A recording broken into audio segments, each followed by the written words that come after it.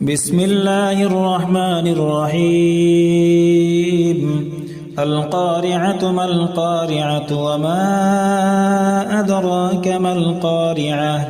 يوم يكون الناس كالفراش المبثوث وتكون الجبال كالعهن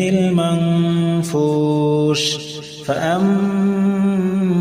من ثقلت موازينه فهو في عيشة راضية وأما من خفت موازينه فأمه هاوية وما أدراك ما هي نار حامية بسم الله الرحمن الرحيم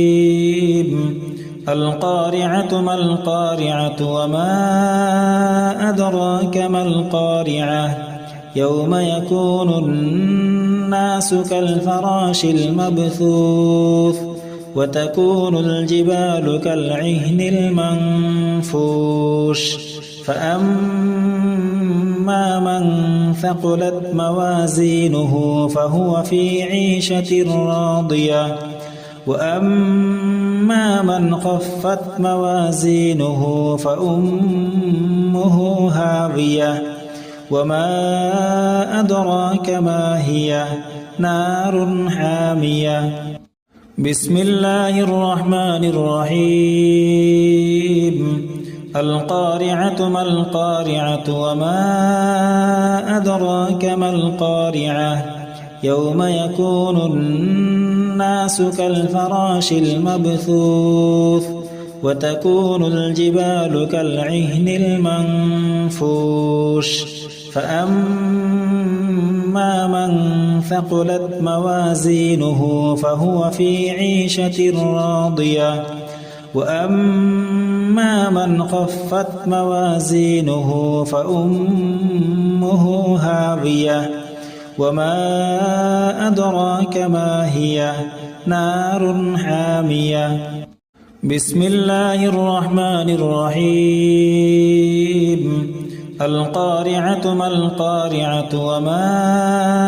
أدراك ما القارعة يوم يكون الناس كالفراش المبثوث وتكون الجبال كالعهن المنفوش فأما من ثقلت موازينه فهو في عيشة راضية وأما من خفت موازينه فأمه هاوية وما أدراك ما هي نار حامية بسم الله الرحمن الرحيم القارعة ما القارعة وما أدراك ما القارعة يوم يكون الناس كالفراش المبثوث وتكون الجبال كالعهن المنفوش فأما من ثقلت موازينه فهو في عيشة راضية وأما من خفت موازينه فأمه هاوية وما أدراك ما هي نار حامية بسم الله الرحمن الرحيم القارعة ما القارعة وما أدراك ما القارعة يوم يكون الناس كالفراش المبثوث وتكون الجبال كالعهن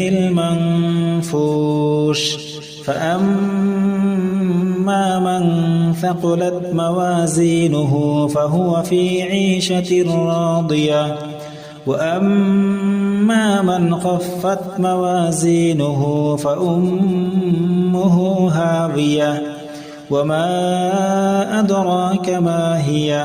نار حامية بسم الله الرحمن الرحيم القارعة ما القارعة وما أدراك ما القارعة يوم يكون الناس كالفراش المبثوث وتكون الجبال كالعهن المنفوش فأما من ثقلت موازينه فهو في عيشة راضية